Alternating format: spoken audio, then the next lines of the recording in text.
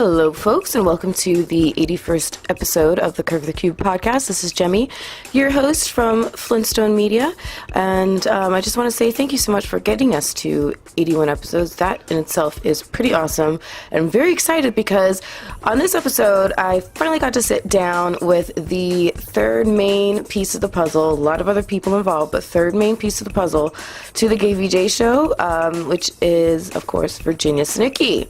So I had back on episode Uno, my very first ever pilot episode, I got to sit down with Kevin Ralston, and a few episodes later, I want to say it was episode 20, you know what, I should know that, I'm terrible, but on a little bit later episode, I sat down with Jason Pizza Pennington, and it was a great conversation, so go back and rewind to those, along with a bunch of awesome podcasts with other people who are friends of the KVJ show. So look all of those up on the various feeds all over Curve the Cube. But, Jason was episode 19. Just want to make sure I clear that up. So, but on this episode, I got to talk to Virginia, and I've been so excited to talk to her. It's been a long time coming. Our schedules were just never seeming to line up. And then, of course, for a while there, she was preggers and moving and just so much going on. And so much going on in her life, so much going on in my life. And the stars and moon finally aligned, and we got to sit down over some Sangria and tasty treats from the Blend Bistro in downtown Palm Beach Gardens. And so shout out to Linda and all the fine folks over there, because they did a wonderful job. Great service, great food, great drinks. And they didn't ask me to say that, but I really do mean it, so there you go. So on this episode, Virginia and I talk about why she loves doing charity work so much, what she has against blue foods. We finally get down to the bottom of that. We talk about the radio industry. We talk about balancing everything that comes with that gig, with her family life and with time for herself. We talk about why she loves celebrity stuff and reality TV so much, and so much more. So tune into this podcast. You're going to really love it. And look up everything KVJ on kvjshow.com. Follow Virginia. She's pretty much everywhere, like Twitter, Instagram, Snapchat, etc., as Virginia KVJ. You can't miss her. And this podcast episode is brought to you by the one and only, of course, Little Smiles of Florida. Little Smiles, as you know, is a charity very near and dear to my heart. They work with local kids, help them out.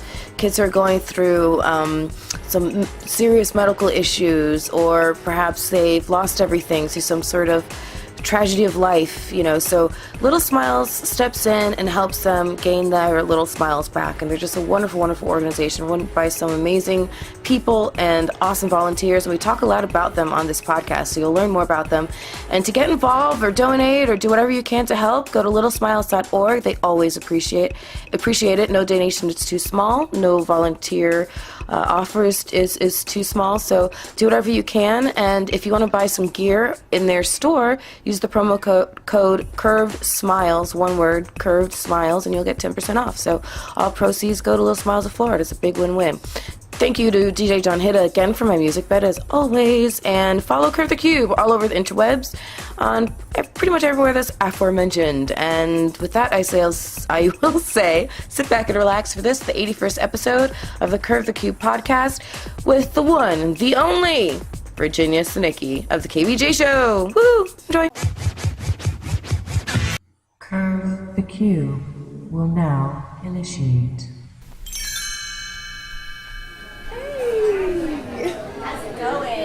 Loud in here?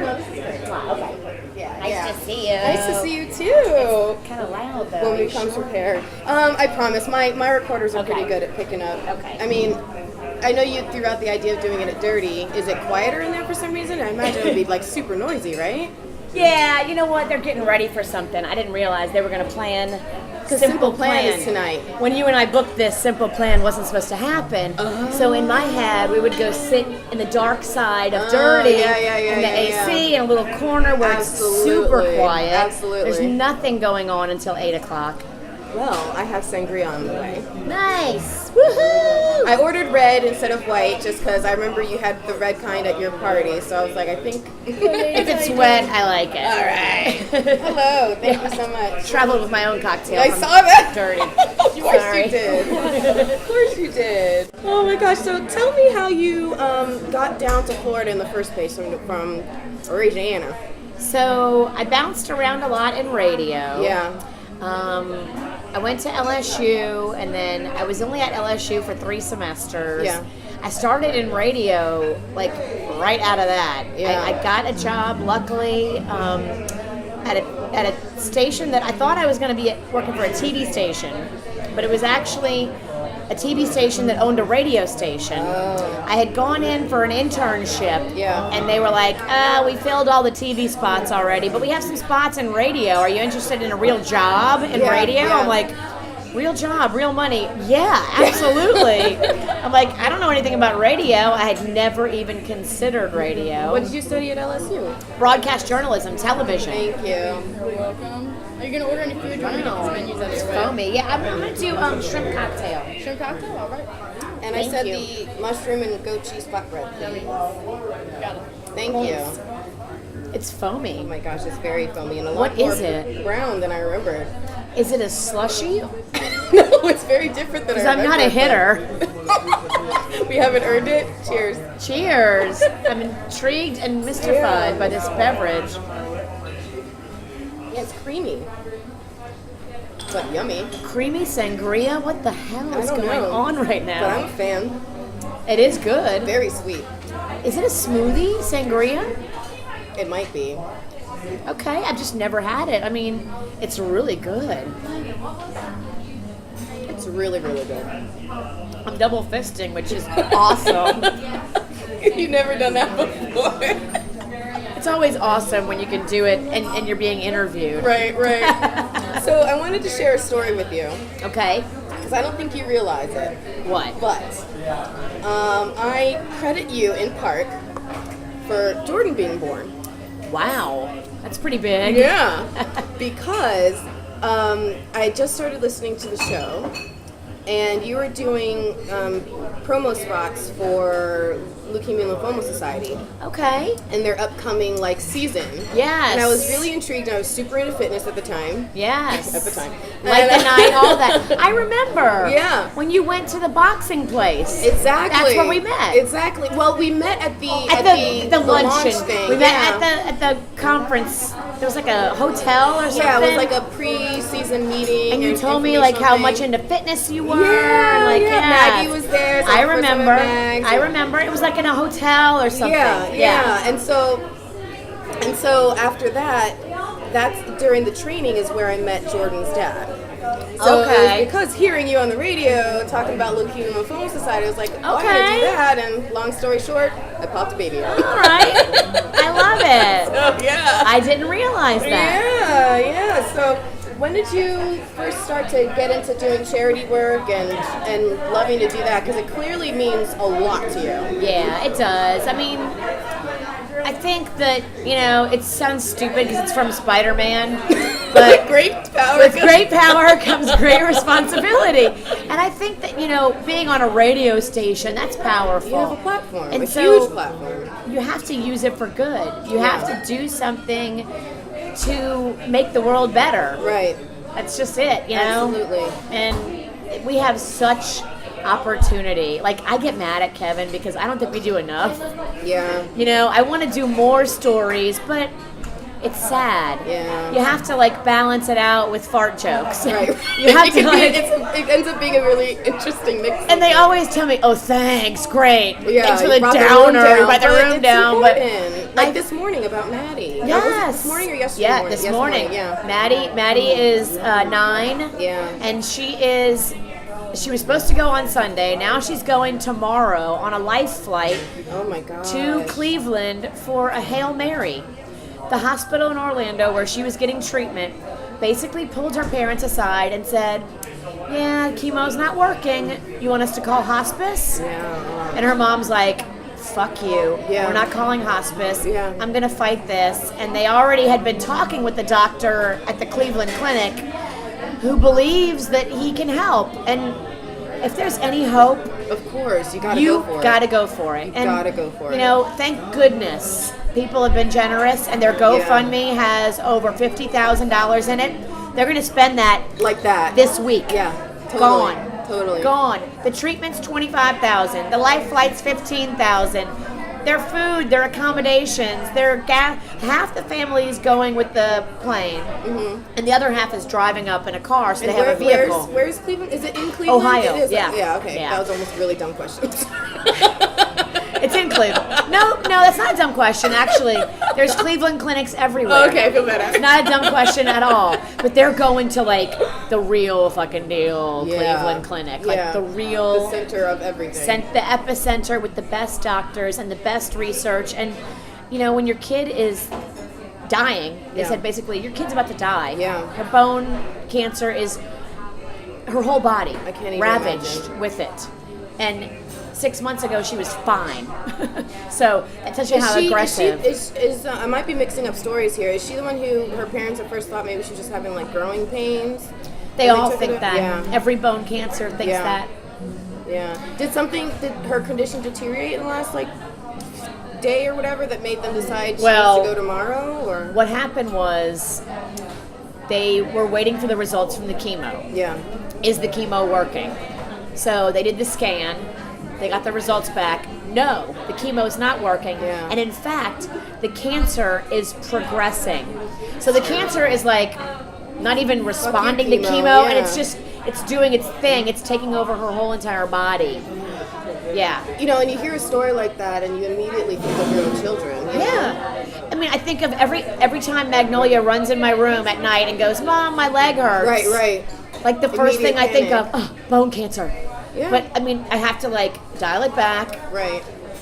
I'm too involved. I'm Right. too in it every day. Right. But it could be any of us. We have no idea. You know, 2 years ago, Maddie and her sister were fundraising for Little Smiles. Yeah. She was perfectly healthy on the junior cheerleading team, living her life, sweet girl, happy girl, like healthy, raising money for Little Smiles. Right. And now she might not last the summer. That's insane. So, tell my listeners what they can do to help. Well, I mean, there's so many things you can do to help. There's so many levels, you know. I mean, not everybody has money to help. Right. And I get that. Right. Times are tight. Right. You can volunteer. You can come to an organization like Little Smiles that's local and immediate and Yeah. hands-on, and you can say, use me.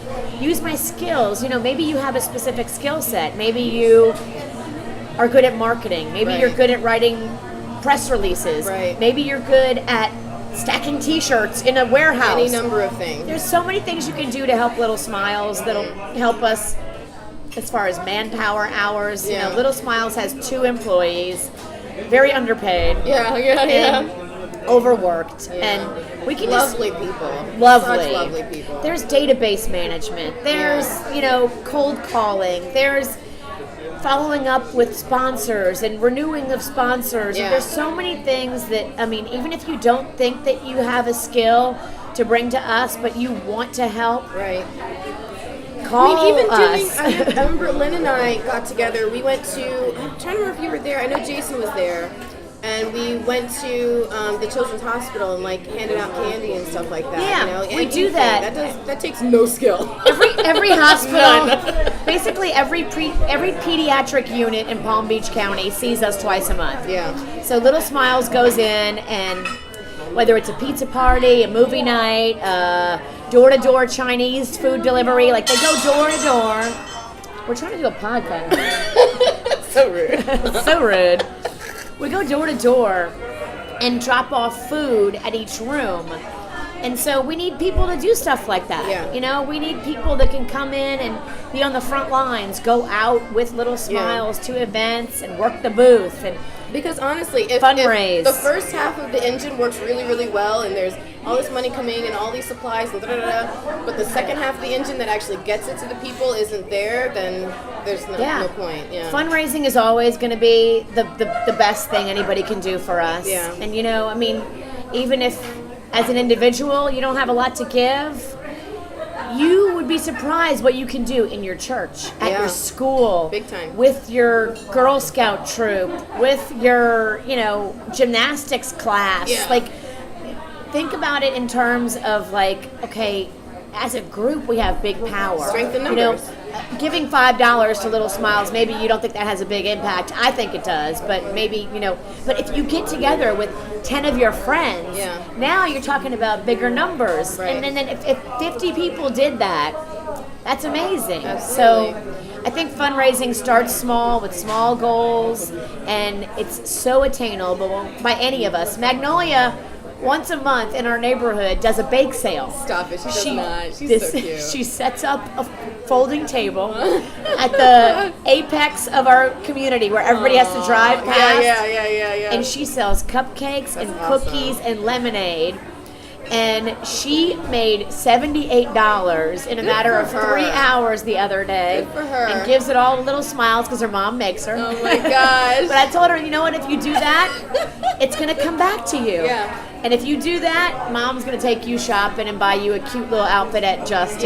Yeah. Because I want to teach her about the universe. Yeah. And how, doing good things for other people brings good things back to you. How do you think your career in radio has helped mold Maggie? She wants to be in radio. Does she? Yes.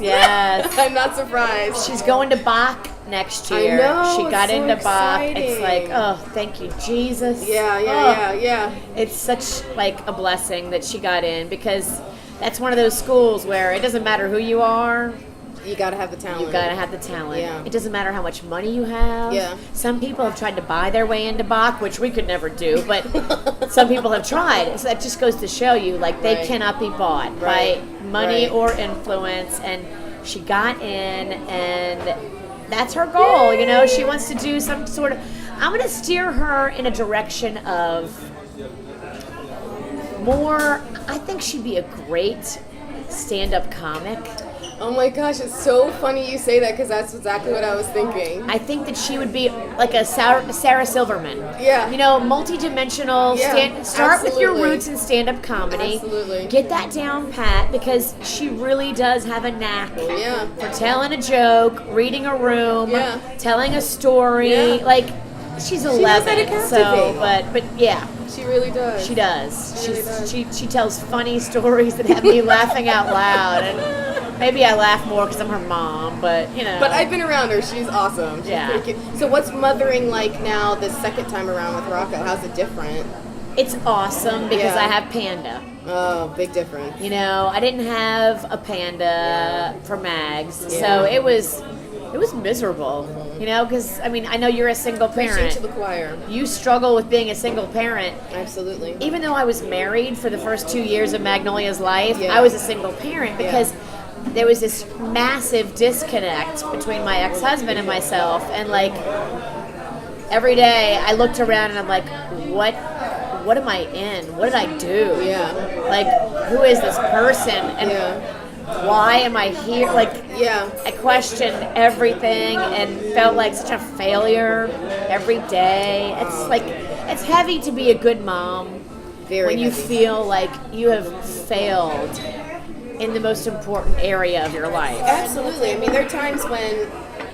Oh, those do look good. Mushroom and goat cheese is coming. Thank you. Thank you. Oh, can I get this? Thank you so much for the So yeah, I totally, Dig in. totally Are you understand. done with that? Are you still? I'm still sipping, sorry.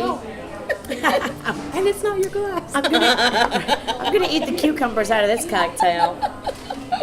My Yeah. girlfriend made it for me. I feel you though, because yeah, there are times when I mean, it's rare. Happens less often now because I'm a little older. I'm a little more. You mature in figured those out your shoes, system, right? yes. But there were times definitely where In the beginning, it's tough. You think, oh my God, I can't believe I'm subjecting my child to a life with a split household. It's yeah. and because of the stress, it makes you not as good of a Yes, parent. yes. I actually You- had a complete breakdown the other day because I was getting so upset with Jordan. And yeah, he was kind of being a little mouthy and bratty, but nothing to the level that warranted my Because you're reaction. tired.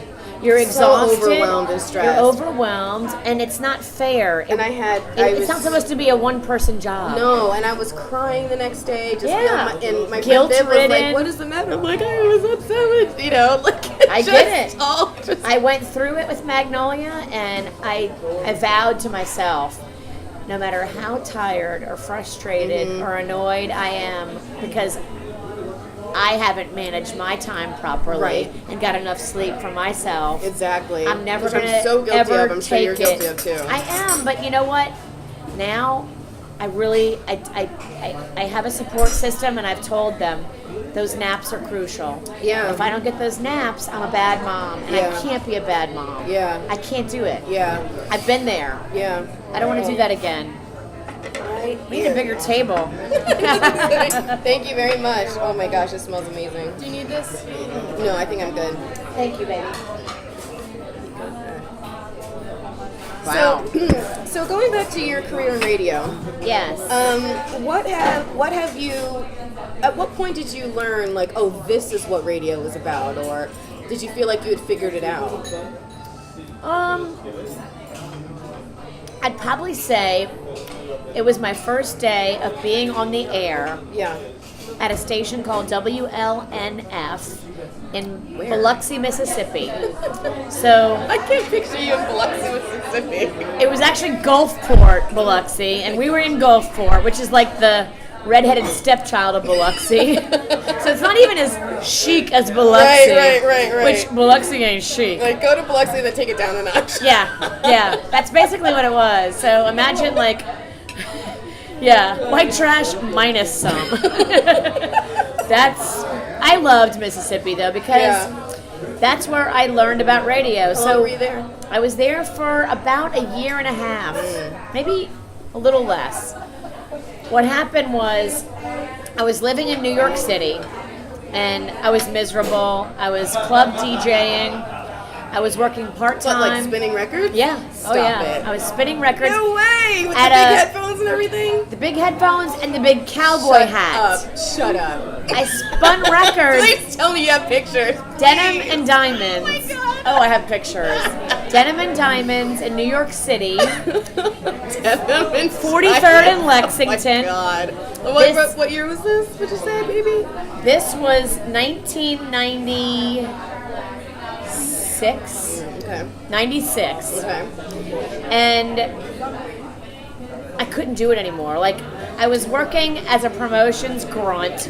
Basically, I was lugging speakers around. Like promoting for the radio station. Oh, okay. So I worked two gotcha. jobs. I had a radio station job during the day, Yeah. where I would go out and basically I was setting up speakers, tent, all that. For events and stuff. For yeah. events, yes. I was trying to crack in, but it's really hard when you don't know anybody. It's about who you know. I didn't know anybody. I thought, oh, I'll get a job, no problem. So I'm lugging speakers across Jones Beach. I don't know if you know how big No. It's the biggest fucking beach you've ever seen. No way. Okay, imagine a beach that goes from where we're sitting to past those escalators. What? That's how far the beach is to the ocean. It's insane. Why were you lugging equipment? Because where we could park and where we could set up were that far away. Jeez. So, Ay, ay, ay. we were handing out free suntan lotion. There was not even a DJ that came out to meet us to do a remote. It was just a promotional appearance. We would go on the beach and hand out sunscreen. Oh my gosh. And then we would go to like a drugstore and set up in the drugstore and hand out sunscreen. It was a whole like banana boat, Cirque du Soleil, no, Band de Soleil, some kind of bullshit. Band de Soleil? It was, Do they even make that anymore? it was a joke. It was a joke. And I worked with the biggest clowns. These promotions goofballs took it so seriously. Yeah. They had a microphone and they abused it. They would stand there in the stupid Like CVS or drugstore whatever, yeah. in the CVS. They'd be like, "Hey, CVS customers, God. we're here from Mix 104.1." I'm like, "Oh my god, I'm gonna fucking You're like kill hiding this behind guy." your arm, like. Yeah, I'm in the aisle, Oh like my just God. handing sunscreen to people nonchalantly, trying not to be noticed. Like, "Hey, it's free, please take it." Like, Oh, man. it was awful. It was awful. Yeah. So all that was going on, and I realized, New York wasn't panning out for me. But it was fun. It was an adventure. I did it. I have no regrets about it, but it's hard to crack. It's hard to crack in. Yeah. I did not crack in, so I said, I got to do something else. Yeah. I started going on radio message boards, and I saw that there was a station in Mississippi, which is basically an hour from New Orleans, where I grew up, in Biloxi. I spent a lot of time there as a kid. Yeah. And they were looking for a female to join a 2-person male morning show. Now, I had never done mornings. I had only done part-time air shifts at this point. I had done weekends. What does that mean, like fill-ins and stuff? I had done a personality-driven weekend shift at a classic rock station, then an alternative station, and then I did some top 40 when I was in Alabama for a little time. So I had been on the air, but never on a morning show. Yeah. Which is like a whole different ball game than just introing a Taylor Swift record. Right. So, your question was, when did you first feel like you got into radio and felt radio? That moment, in that first moment in Biloxi, when I was with the 2 guys that were going to teach me mornings, basically, Darren and Scott. You guys got along? Got along great. Good. Still love them. I was just on the radio with Scott during Mardi Gras. No way. Yeah, because he's in Indianapolis. We all stay in touch. He's in Indianapolis now doing a show, and so every Mardi Gras, I do a live report on his station from New Orleans. Yeah. Oh, that's awesome. Love really those cool. guys. I mean, they taught me everything. Yeah. When they cracked the mic, I was just sitting there in awe because I'm like, oh shit, this is real, and they know what they're doing. They knew what they were doing. They just went into it. They're like, what was Live 95.5, 95.3. They just went into it, and they started doing a bit, and I'm like, I've never done a bit. Oh my gosh. I've only Were you nervous introed or a just record. excited?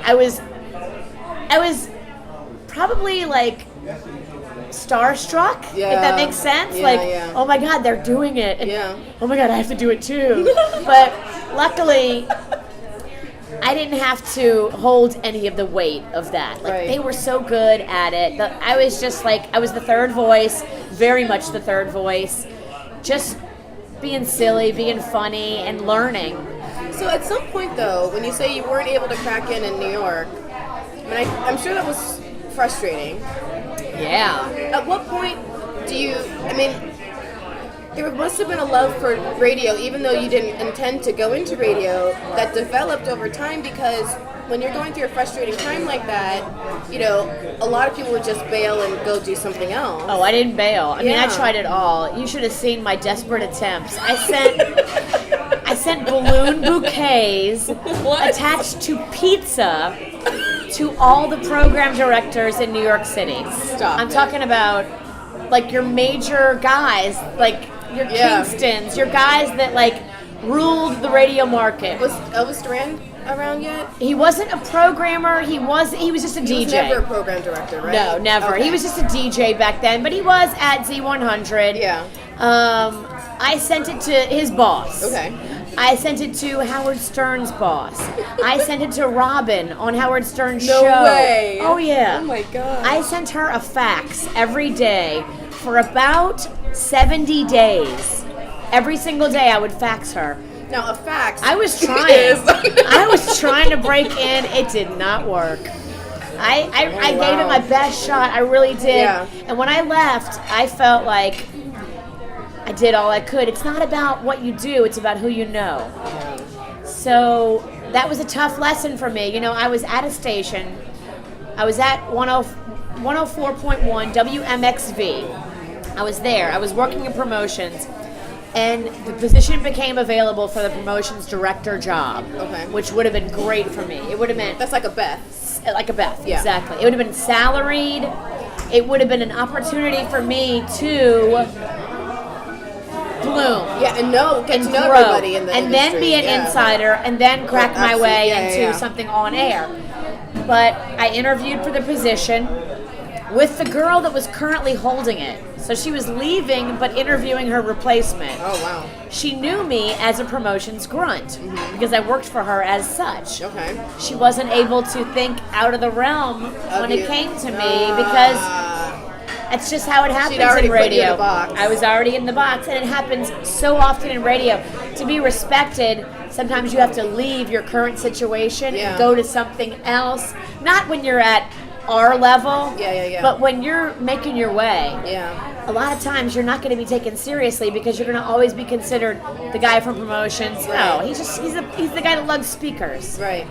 Right. You got to keep at it. You know, that's actually You a do. common thing that I hear when I'm talking to people who are really trying to just go for it. You know, in fact, my last guest was just telling me that he's a local rapper. Okay. And he's had so many doors Yeah. closed in his face, and he just kept saying, this is what I'm going to do, this is what I'm going to do, and he kept pushing, and things have been starting to blossom for him the last few years. So That's awesome. It's a tried and true tale. You should gotta tell him to do keep going. Sunfest. Sunfest has local talent. Yeah, that's true. That is very true. Have they ever had a local rapper? I mean, I know that they've I'm had sure they have. bigger like hip hop rap artists. but I I'm don't sure know they if had that- local yeah. rap. Yeah. They're very diverse. They do it right. Oh my gosh, I'm still hoping to someday have like media credentials at Sunfest. I would love it. I'm over Sunfest. That's my big goal. It's just so sad. I'm over it. Oh my gosh. So when you have your intern, were you gonna say something? No. When you have your interns and stuff, do you put yourself back in that place and think about what they're probably thinking, or like do you pull from that and how you talk with them and I raise do. them up? I mean, it's hard. It's hard because I'm so in the moment of what we're doing and trying to like stay hyper focused on that beast. Right. I look for certain things, and if certain interns sparkle, then yeah, I would take time to like Like have that it factor. show them something. Yeah. Yeah. And that's really what it's about in life, sparkling. I would say that to any intern, like you better sparkle. There you go. It makes sense. A lot of them watch the clock. A lot of them can't wait to get out. Really? A lot a lot of that employees surprised do it too, which is really sad because Well, I can understand that more, to be honest with you, than the intern part, because the employees might not be doing. It just seems like when you're an intern, you're more already in your road and your environment of what you really want to do. when you're an intern, you're auditioning for a job. Yeah, And so many of them don't pass the audition. that's true. But so many of them do such wonderful things, and you guys have had such awesome We have. interns. We've had great Oh my interns. gosh. Some that turn into employees. Yeah. You know, but Like Suits. yeah. You never stop auditioning though, because Yeah. you're always being evaluated for your next amazing opportunity. Yeah. So to me, like, why even get up if you're not going to get up and go 110%? Right. Like, what are you doing? I have basically 40% of my salary on the line And how so? I mean, because of don't these get me- ratings. Think about So it part right of now. your salary is tied to your rate, direct, like, yeah. 40% of my Jesus. salary will go away Oh my god. when these ratings continue to slide as they have been. So imagine right now you're sitting here. Think about 40% of your Ugh. money, 40% of what you pay for your bills No. every month, and you just barely get by like the No. rest of us, Right. like me, like everybody listening. Like 40% of your money is now gone. The people that are measuring our radio numbers, you know, they don't know, you know, and it's not their fault. It's the system. It's this archaic system where you do a sample. No more samples. No. Let's do real. Let's Real. do real numbers. Podcasts do real numbers. Pretty much everything, and like most Streaming, a lot of streaming. advertising can do real numbers. Real now. number like, clicks. come We know everything else is real numbers except radio. on. It has to be a way. Radio, I'm embarrassed for you. You are embarrassing. I'm not going to even You use hear the that, word. radio? I'm embarrassed. And I mean, you're going to see a human crumble. How's everything, girls?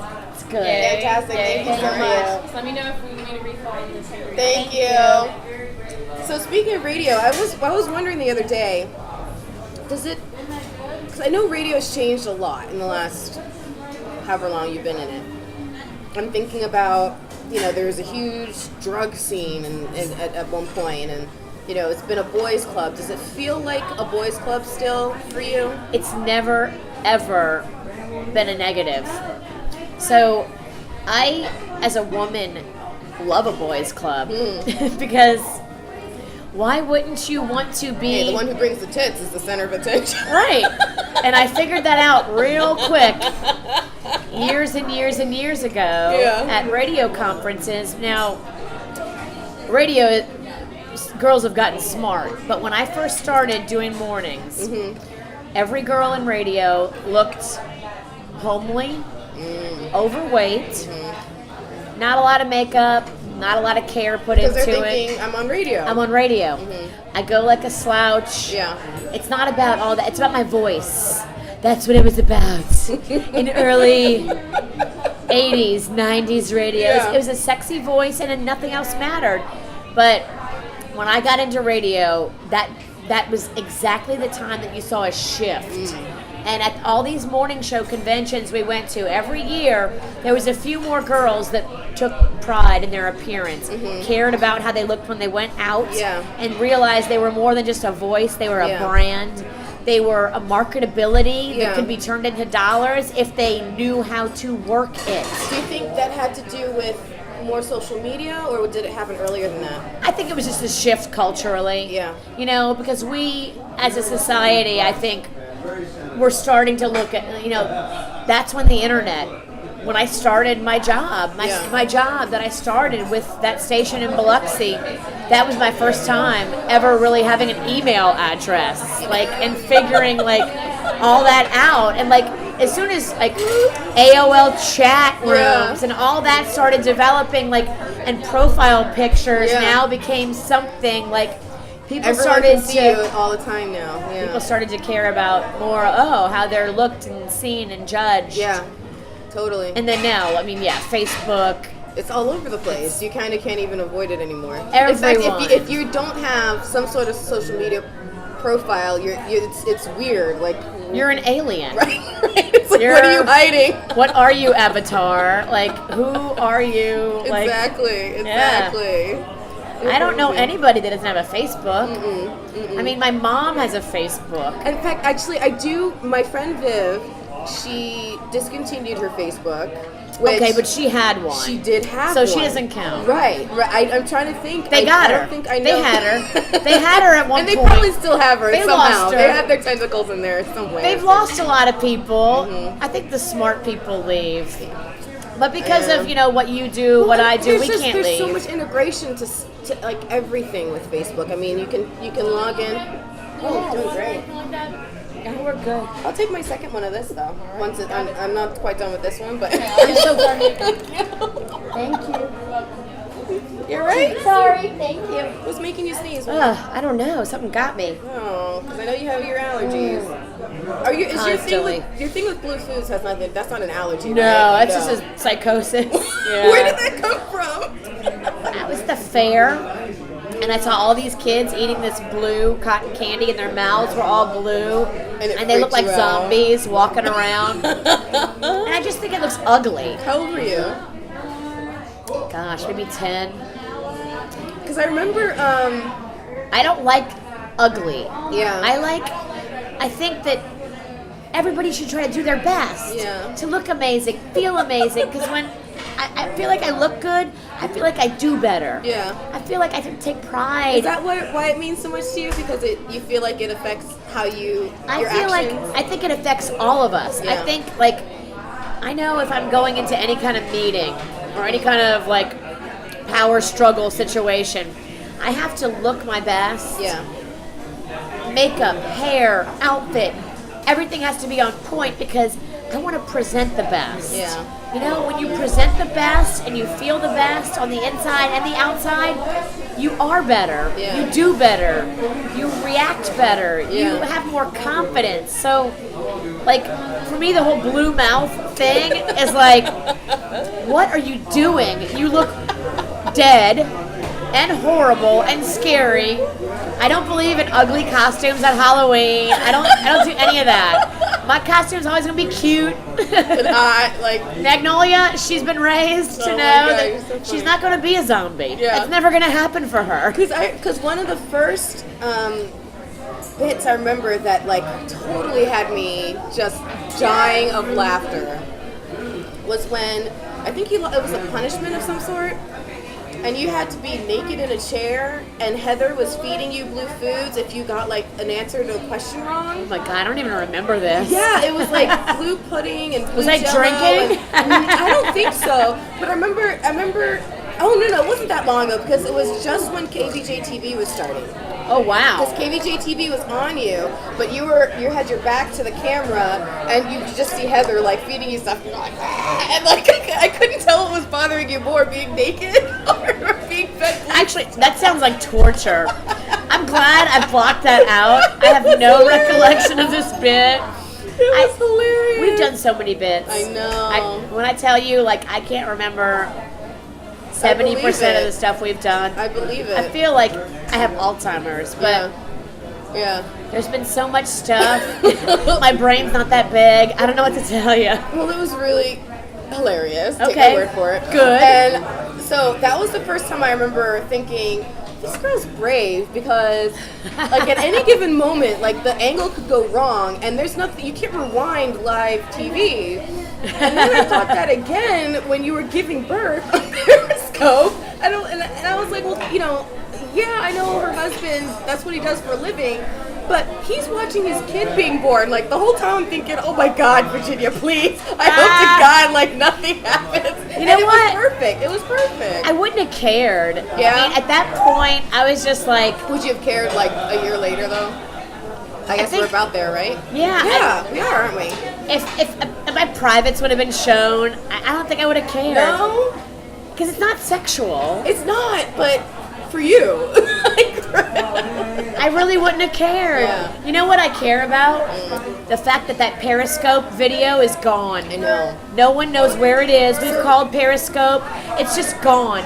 We didn't understand the technology then. Right, we that didn't it know. disappears in a few days. Yeah, I know. We had no idea. And then not all of our stuff disappeared. And I don't think they were holding on to or I don't think they knew what they were doing yet. It was They so don't. early. It was so early. I figured it was like Facebook, there forever. Yeah. Boy, was I wrong. That's Yeah, gone. I know, it's just such a shame. I was thinking about that the other day because I was periscoping a friend who was doing a show, and so afterwards I went onto my computer and downloaded everything, and I'm like, I wonder if it's possible to go into their account, and it's just not. I looked and it's like not even there. Denny's has asked them. He's called Yeah. like the Periscope headquarters, but they're just like all those headquarters. You know, Try calling Facebook. it's impossible. Yeah, good Or luck with Google. that. Or Google. Try It's calling like, any of them. Thank you. They give zero fucks. They totally Zero Absolutely. about you and your birth video, and Forget they it. could not care less. It's a so shame.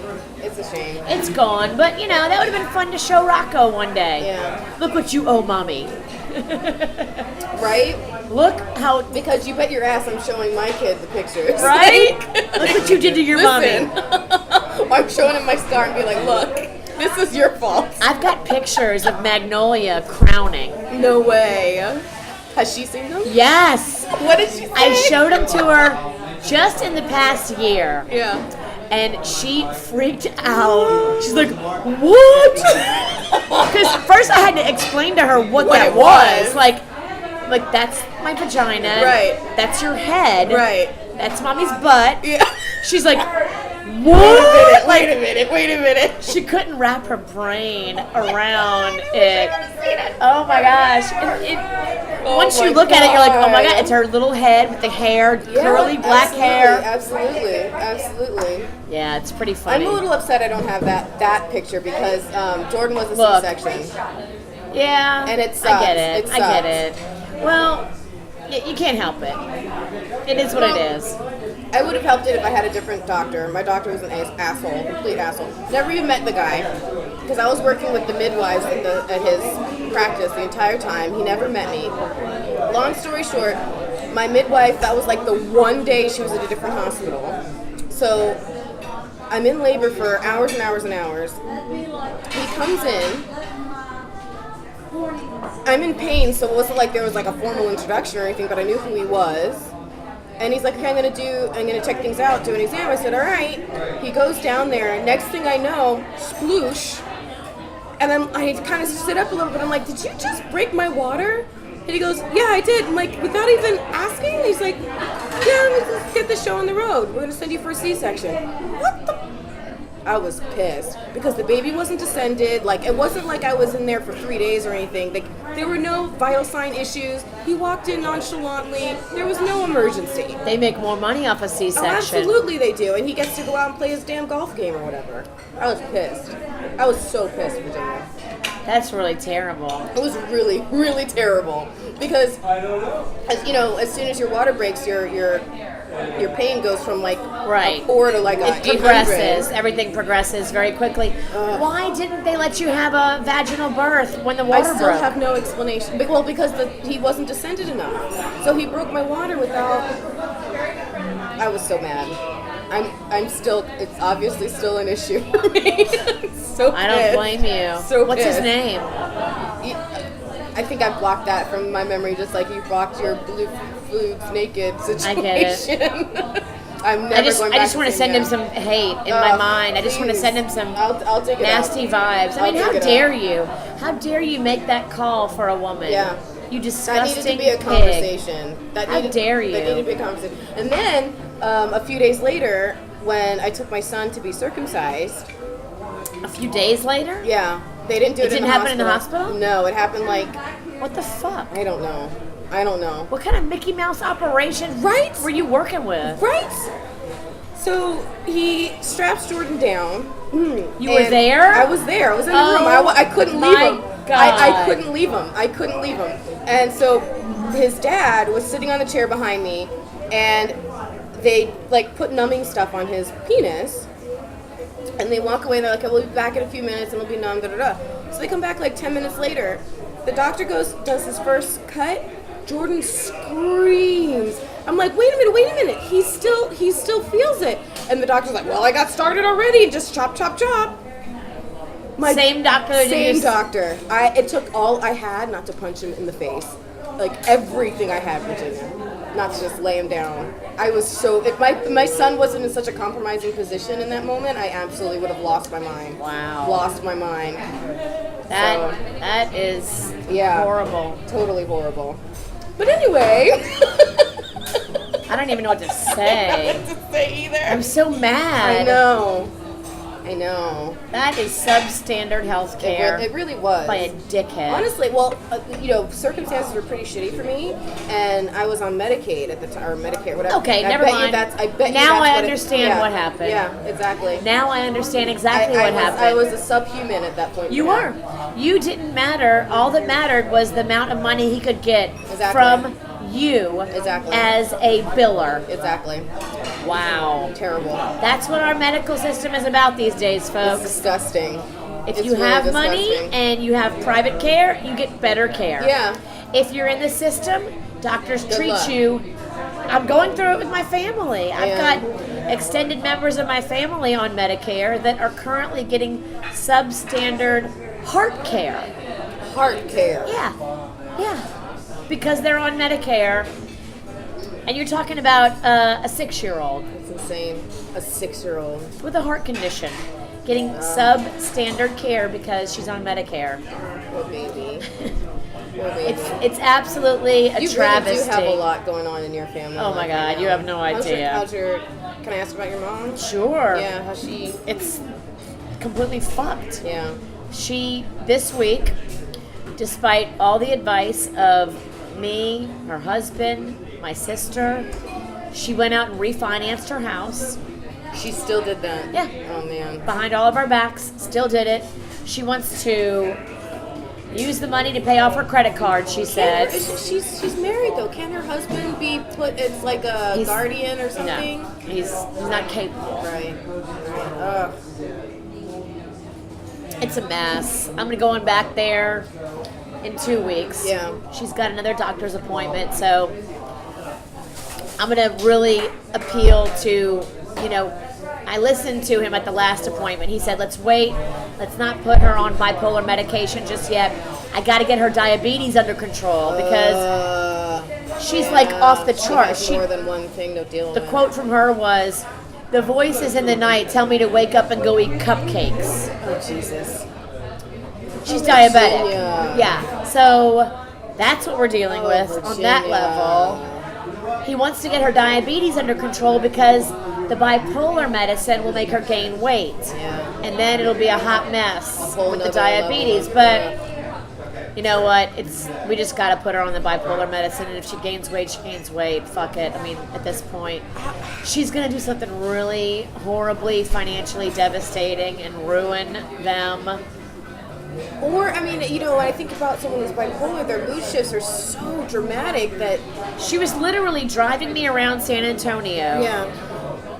missing exits, like not getting Because off. she's just talking yeah. nonstop. Yeah. She did not take a breath. It Yeah. felt like Yeah. it was horrifying, and she would be telling me a story one minute that made her happy, and she's laughing. The next millisecond switches into a sad story about my dad from 35 years ago and starts crying. Oh, my gosh. And this happened like 5 times in the course of one Oh, my God. 30-minute trip.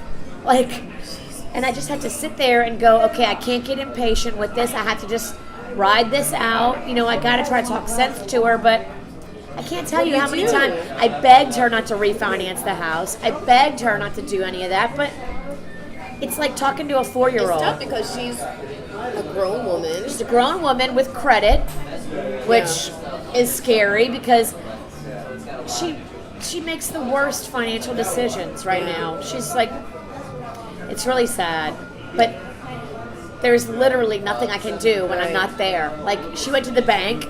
They don't know she's psychotic. They don't know she's bipolar. Like, I'm trying to think, like, what could you even Nothing. do? There's I nothing. can't, because a 'Cause you can't bipolar go through the person. court. Can you even go through the court system Well, and put some I sort of can. freeze or I something? can. I don't know. I can do what my sister did 5 years ago, and put her on a 5150 psychiatric hold. Yeah. Where they lock her Is that up. a Baker Act or is that It's a something Baker different? Act. Okay. They lock her up for 72 hours for an evaluation. Yeah. She didn't talk to my sister for 2 years after my sister did that. She fell into a deep depression.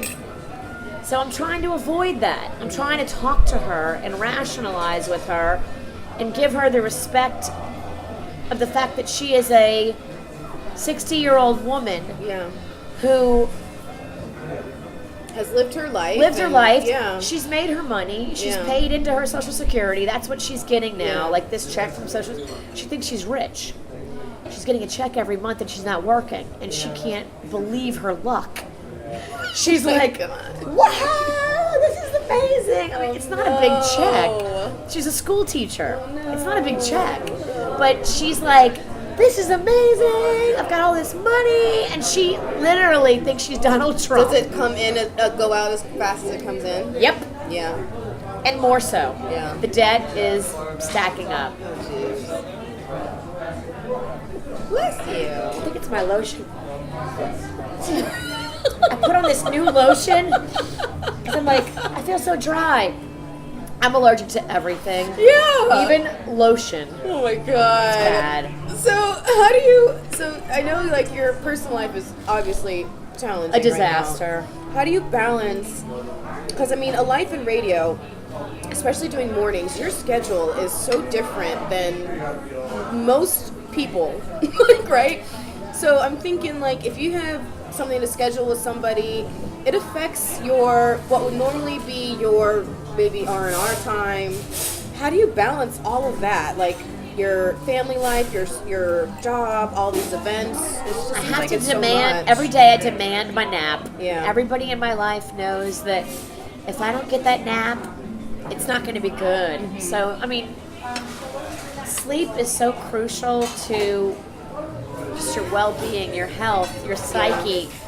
Honestly, that's one of the thoughts I've been having lately is I wonder if part of the reason why cancer continues to be such a problem in part is because of some simple things like we don't get enough sleep, you know? Think about it. I mean, Americans don't vacation. Nope.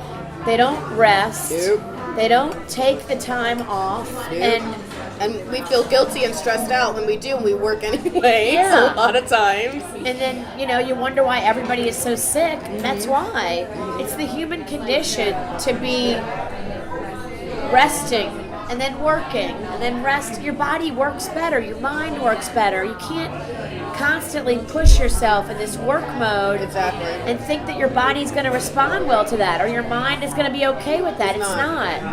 Which is part of the reason, not to put weight loss on the same pedestal as cancer. Part of the reason why, I can't even concentrate on trying to get back into shape right now because my schedule is so chaotic and crazy that for me to devote the time and energy that I know it would take, I don't know where to even begin to pull away from other things. I really just don't know. I know, I'm with you. The food preparation thing, I know what to do. I know how to do it. But it would take me 3 hours a week to prepare those healthy meals for myself, and I don't have it. Yeah. I just don't have it. And then it's not even just you. You have your family. And nobody else is going to eat those meals. Exactly. They're just for me. Exactly. So now I still have to make their meals. Exactly. And then make these bogus Jordan's meals. the most pickiest eater you've ever met. And so he does like blue food, though. And all these kids, they're so picky. Love them to death. Love them to death. It's tough, though. Here, that's your shrimp. No, you eat it. I'm good. So as we kind of start to, I guess, kind of wrap up, I want to make sure that I hit a couple of points. Okay. Yeah, okay, so,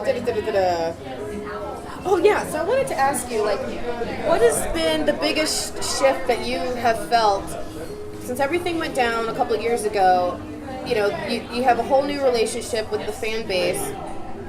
How does that seem from your perspective, what your relationship with the fans are now versus 3-4 years ago? We talked about this a little bit on the air, either yesterday. I think it was yesterday. It's so much more intimate. Yeah. And there's faces and names, and when we're in a bit, faces and names pop in, and you see who you're talking to in your head. Right. Does that make sense? Absolutely, because you just met them out at the last event, or they're in the chat room, or they're on social media. It was never with you, like that at Wild 95.5. No. We just didn't have that network. That KVJ Nation thing didn't exist. Yeah.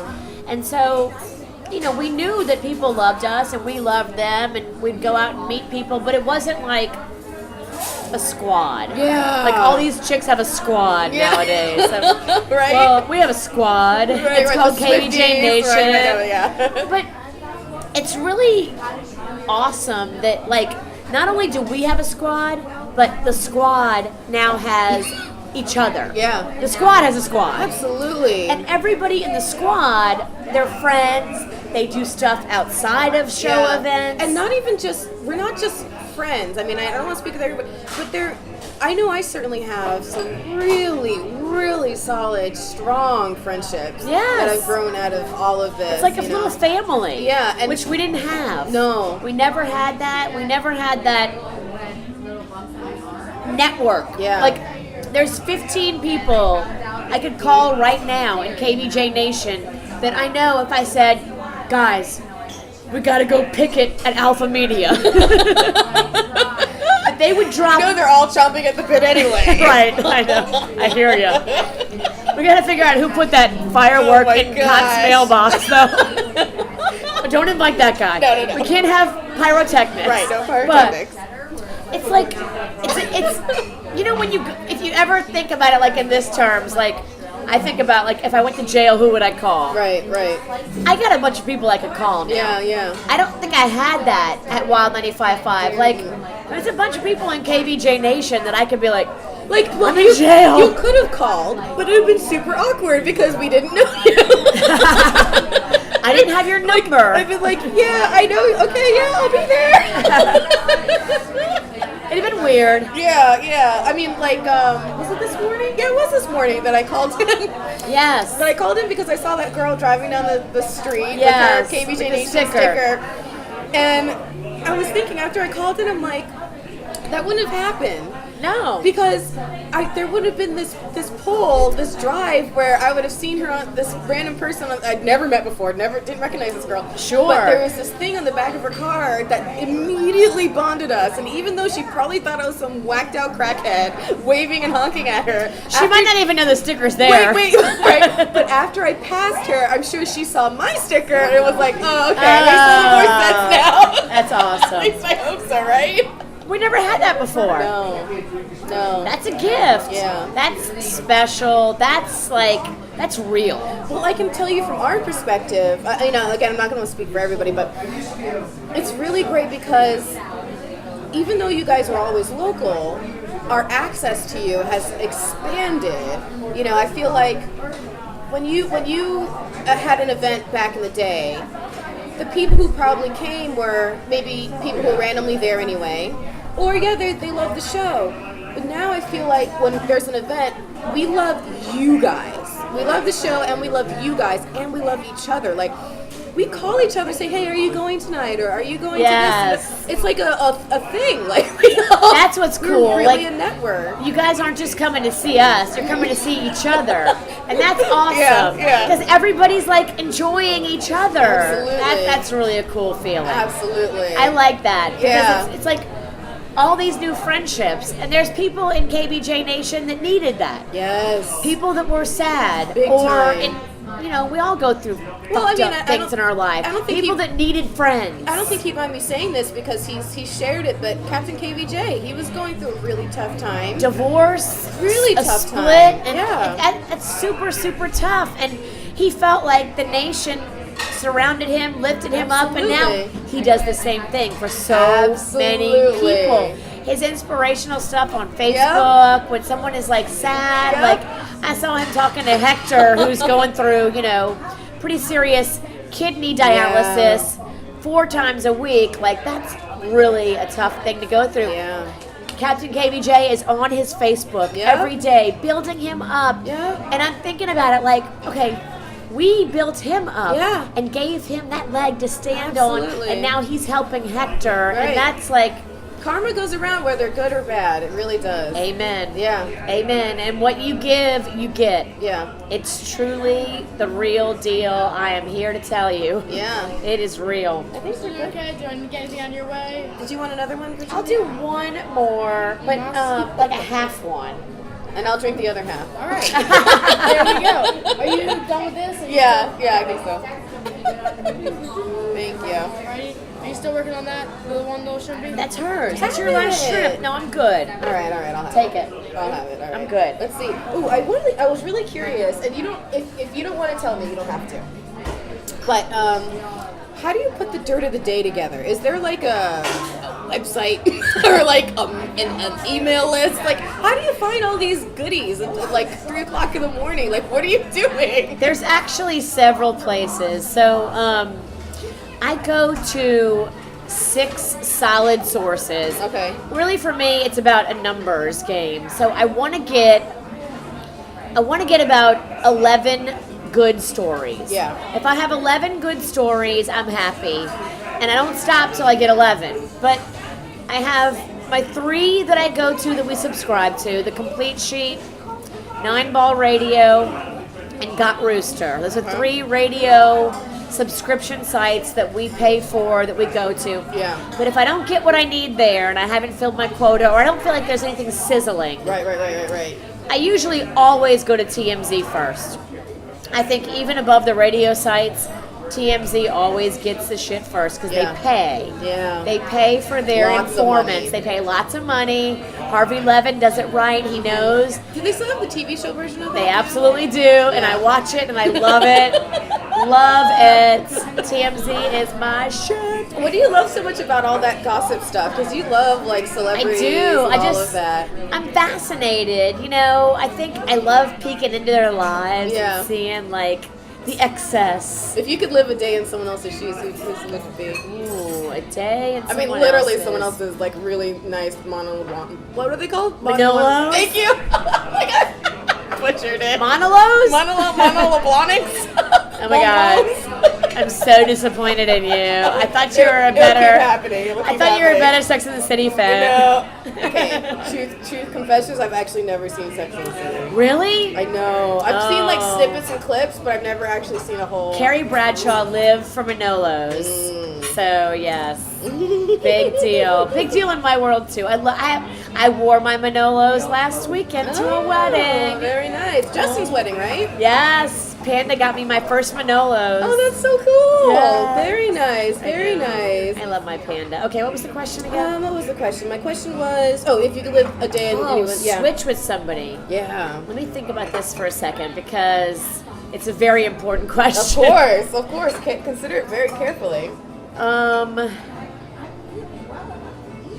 Let me think. I do have some. Recent additions to the whole. Okay. I'm gonna say this because it just gives me access to a lot of different worlds that I would love access to. Makes sense. But not necessarily because I love this chick, because I think she's making a lot of mistakes right now on reality television. Okay. But So one of the housewives. I want to be Lisa Vanderpump. Oh, okay. She's British, which I love the accent. She's got a great body. She's refined. I couldn't deal. She's got like 87 animals, so I'd be sneezing the whole time. But I didn't know that. she's got access to not only the Real Housewives of Beverly Hills, Yeah. not only Andy Cohen adores her, but she's got her own spin-off series, Vanderpump Vanderpump. Rules. Oh, Vanderpump Rules, right. Where she's got, all the kids from Sir, which I love, like Stassi Schroeder, amazing. That whole so crew. funny. I'm so into that whole crew. Now, do you like the more scripted reality shows? Do you like the straight off the cuff? I love like, season raw? 1 of any show because Okay. season 1, they haven't figured it out yet. They Yeah. don't know about social media reaction to what they do. Right, that's true. That's true. Season 1 is always going to be your best of any show, Kardashians included. I agree. If you go back and watch the Kardashians season 1, it was actually good. I agree. I'm Now- actually playing a couple clips in my head. I It's agree. unwatchable. It's unwatchable. I will not watch the Kardashians anymore. I mean, I still follow them on social media, but I can't watch the show. It's forced. Too much. It's fake. It's just all right. Yeah. They took the formula way too far. They did. The great thing about a lot of the reality Real Housewives stuff is still raw. Yeah, it's so funny because when you talk about like the shows that you watched the night before or whatever, and I'm thinking most of the time I haven't seen any of the shows. Like that's one area that we differ a lot. Like I've never seen any of those shows, like Real Housewives and stuff like that. I'm so into like Walking Dead and stuff. So Oh like my God. we're so different about that. I would rather you take this glass of sangria and dump it on my head than have to sit through a zombie show. Well, let me ask. Well, Oh my god. okay, so technically you have already been in at least one horror movie. 2 horror movies, technically? Right? 'Cause- Clowns Have Murderous Ways. Yeah. What's the other one? well, I'm ashamed to say I haven't seen it yet, but The Deviltree, weren't you in that one? Oh, I was in the Deviltree. So, okay. Being in a movie is way different than watching a movie. Well, I was going to say, like, putting those 2 experiences aside, if you had to be in a movie and it had to either be, like, a real crazy, sick horror movie or a real crazy porno, which would you choose? Oh, horror any day. You're never gonna see this beef. Even if you were, like, in the background making cocktails. No, I don't want anything to do with that. This is not gonna ever be on film. No, I'm not gonna be in the room. No. And filming horror movies is actually the opposite of horror. Yeah. I never laughed so hard. Oh, my God. The Deviltree was so fun behind the scenes to do. And then we did the thriller dance at the end. Amazing. I need to so go- much fun. I need to go home and watch this tonight. I do too. really I haven't do. seen it in years. I but do. I was watching Clowns Have Murderous Ways a few months ago and dying laughing. Like, oh my God. That one it was so fun, good. but Deviltree was Really? more fun. DoubleTree was more fun. It was just different. We gotta watch it. We filmed it out at Bush Wildlife. Did you? It was very real and authentic. Yeah, it wasn't actually filmed at the real DoubleTree. Okay. Spoiler alert. We just ruined it for everybody, Virginia. It was actually filmed at Bush Wildlife, and it was awesome. It was so fun. All right, I'll check it out for sure. What else you got? Let's see. We talked about that. Did you ever find that missing bracelet? That one that Never. It's not missing. It was stolen. Unreal. My girlfriend's shady boyfriend took it, and he pawned it. He had gambling debts. The psychic told me all this. Yeah. I know a lot of people don't believe in psychics, but I got this chick, man. She is on point. Yeah. She predicted so much stuff. And now I have a new guy who speaks to the dead. Yeah, well, Jeff. Jeff. I knew it started with a J. Amazing. Like, Yeah. I'm so blessed to have the two of them that. And I don't really need Jeff because I don't have a lot of people that have passed on. Yeah, me neither, thank God. Thank God. You know? But I know one day I will. Yeah. So it's like awesome to think about, like, okay, I'm going to have that peace. Yeah. That peace of mind. But like my cousin Callie, like, she's had so much death around her and just like. Had they talked? Oh, I know yeah. she's been in town a lot. Callie sat down with Jeff for like 2 hours. She cried for about an hour and 45 minutes of it. Oh, man. Her cousin who killed himself came through. What? Her high school friend came through that died in a freak accident. No like, way. Jeff sat down with her and he's like, "Who's doing this? Flexing?" And she's like, "What do you mean?" She's like, "Somebody's around you doing this." Oh, my God. The high school kid that she went to school with years ago Yeah. used to always do this in the hallways, and they were friends. They were never romantically involved, but he was always like kind of playfully hitting on her and like flexing his muscles for her. Like, that was his signal. yeah. How would Jeff know that? No. And her cousin came through and was just apologizing. Jeff's like, why is he apologizing? What's he saying? He's saying he's so sorry. He killed himself. He knew his name. Yeah. He knew details that there's no way. And then what Jeff does is coaches you on your life and your choices based on what your deceased relatives are telling him. Really? Yeah. Pretty heavy stuff. That is really heavy. Does it ever involve, is it more like, thank you very much. Is it when you say coaches, is it more like, Tell us, this like, is Callie what's going was on in your dating, life, or is it more like, this like- is what's going to happen in the future? Callie was dating this guy, real shady guy, real fucked up relationship. Yeah. Are we allowed to curse? Yeah. I know, right? Later. It's almost over. So Callie's dating this guy who's a dirtbag. Mm-hmm. By all counts, trust me, the stories, it's just awful. Yeah. The dead relatives know this, so they're speaking through Jeff, begging her to break up with this guy. So weird. But they're naming things that he's done to her. Oh my God. They're naming incidents that she's been involved in with him. And they're like, look, if you don't break up with him, it's going to get worse. That's crazy. Something really bad is going to happen. So she broke up with him. She hasn't talked to him in weeks. Good. Yeah. Good for those dead relatives. Thank That's God. insane. Because all of her alive relatives were telling her the same thing. But she didn't listen to any of us. It needed to come from the other world. It needed to come from the past life, the underworld, whatever you want to call it. All right, I'm going to see if there's anything else I wanted to cover. I wanted to ask you how your lemon tree and rose bush were doing.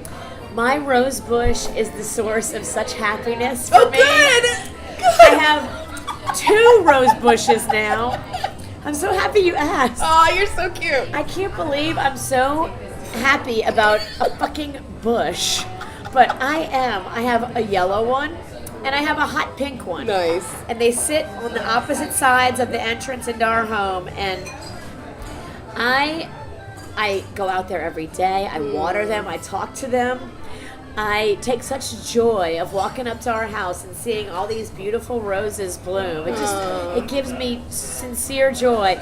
The lemon tree is magnolias, Okay. and I water that one every day too. But we've got a bunch. It's a Meyer lemon tree. I don't know what that means. It's like a bigger lemon, but they're Oh. not developed yet, so they're still green. Okay. But she couldn't wait. She cut one open anyway. So there's like 8 Yeah. Meyer lemons. Just they're green, they're big, they're just waiting to turn yellow. And then as soon as they do, we're gonna pick up and make lemonade and sell it for little smiles. Also, is there anything that you have in your garden that you can use in your kitchen? Because I know that you are into cooking. I am. So I don't believe. I think I live on a golf course, and so I know about all the chemicals they use on the golf course. Yeah. So I never eat from the soil That makes sense. of the golf course. We have like Magnolia's lemon tree is in its own like pot, freestanding stuff. I don't have an herb garden yet necessarily because I can't put it in the ground. So Yeah. eventually, I'd love to get like a little flower, like a window sill thing. Yeah, with like one of those herbs. box ones. Yes, Yeah. window box. I would love Yeah. to do that. I just haven't done it yet. Yeah. We have so much still I feel like to it'll do. bring you such joy when you It have will. it. Oh my gosh. I'm gonna get rosemary and thyme and basil. Oh my god. I will. Just don't invite Denny's over because he might plant something else. That'd be hilarious. It would be hilarious. I wonder if the golfers would know. Like, wait a minute, that looks suspicious. Don't send bags to go pick some herbs because she might pick the wrong one. Oh my gosh. I was dying the other Mommy, day. I feel funny. I was dying the other day when you were. I was like, oh no. Yeah. It's an adventure. Oh. All right. So as we kind of are definitely wrapping up, is there anything else that you want to plug or promote with the show or with Little Smiles? Anything coming up? No, I mean, just all we can ever ask of anybody in KBJ Nation is be active, get Yeah. involved, Yeah. Get involved with the show, come out to events, be a part of our family. Yeah. Same thing with Little Smiles, get involved, be active. It's a short life we live here on this earth, and your time is so much better spent making relationships than it is sitting at home watching TV. I agree. Get out here and make relationships and friendships. And What about when it comes to, speaking of like living your life and what about when it comes to like living a life that you're passionate about?